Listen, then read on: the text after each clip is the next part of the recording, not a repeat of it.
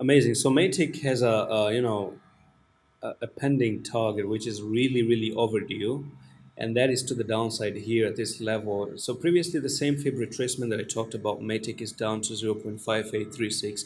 The problem with Matic is that you're really overextended right here. That's the problem. You see, when you really are overextended, you are looking to cool down. Okay, you must somehow somewhere cool the hell down, because you don't want to keep moving to the upside forever. And correction in the markets are really healthy. Okay, you need correction to move higher. The red candles are fuel for the green candles.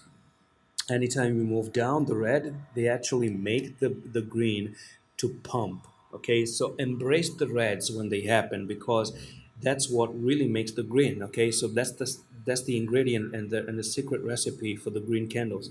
And right now you really have a lot of greens and you really are screaming for some red at the moment. Okay, now I'm not saying that you cannot be bullish and suddenly try to move higher. You can definitely do that, but my take about it is that keep in mind, now that you're coming and losing the 0.382, you might be coming down to zero point 0.5 and perhaps to 0.618, which is the golden ratio. Make a little bit of bounce here again, and then lose the 0.8241 and go for that huge drop, huge retracement, perhaps in the weekends, and come down to 0.5836. That's where you could actually find the next technical target to be. And that's it for this quick update on Matic.